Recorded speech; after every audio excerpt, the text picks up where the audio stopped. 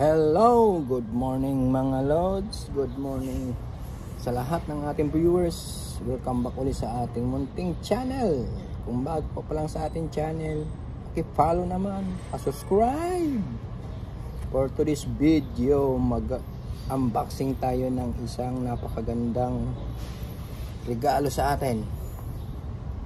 Look, 17 VMAX. Look at that. Brand new. Galing sa puso ng ating amo. Yan.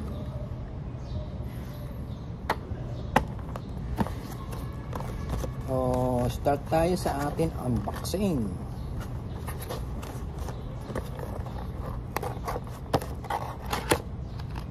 Oh no.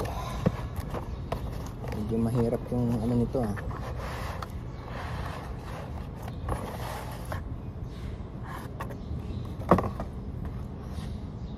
Eto, meron siyang manual guide.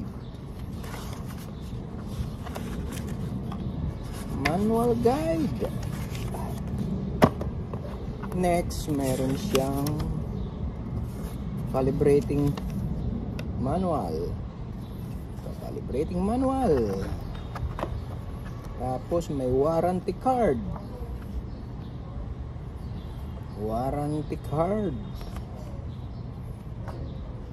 Tapos eto na yung ating ngayong unboxing. Balot na balot. Uy, mabigat. At may laki pala to. Charan! 17 VMAX multi-tester. Ang ganda ng appearance niya, May selyo pa. Look at that back. May stand. Very nice. Authentic. May ano pa, May serial number. English. Ang kasama ng box niya ay ganda, banana type. May nakalagay pa ng PL75. Ito yung thermal couple niya. Ito yung test lead.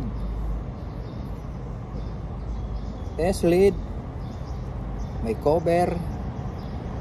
May safety cap pa, Safety cap.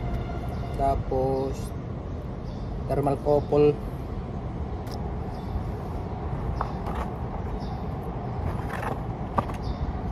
Tabi muna natin yan. Ito na napakita natin yung ating multi-tester. So dito sa kanyang appearance sa mukha, napakalaki ng LCD nya. Tapos may makikita tayong dial at saka output. Ito may 4 siyang terminal ng mga kabitan ng jack. I-on nga natin kung may battery na. Okay, may battery na. So ayan, may battery na siya agad. Ibig sabihin, nilagyan na nila ng battery to. Dito sa symbol na to ay alternating current. Yung walang polarity ng mga power. Unang ano mo yan, unang selection mo. Pangalawang selection, direct current. Yung mga battery. Tapos pagdating mo dito sa pangatlong selection, yung DC and AC.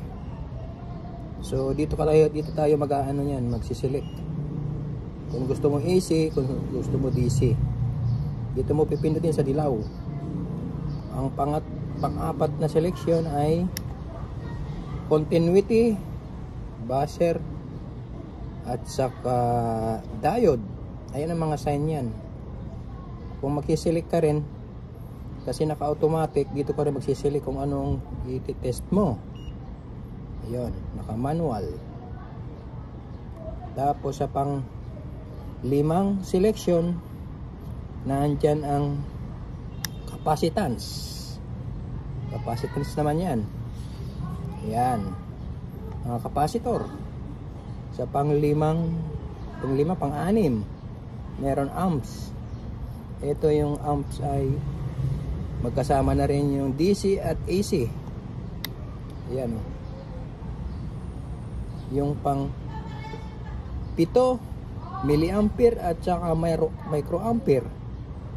So maliliit na ano to, na mga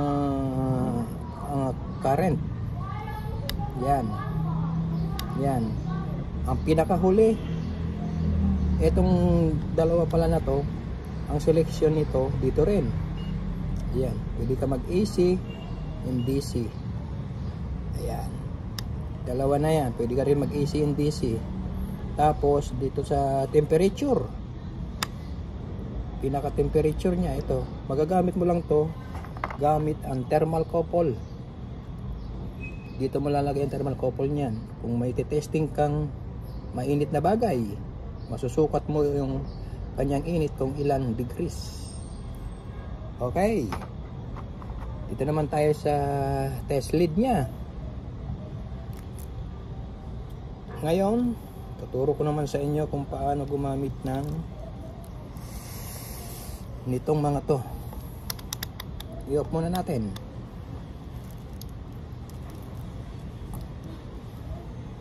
Okay, napakaganda ng test lead nya. Banana type. Tapos napakalambot. May nakalagay pang cat 2, cat 3, 1000 volts. Ayan.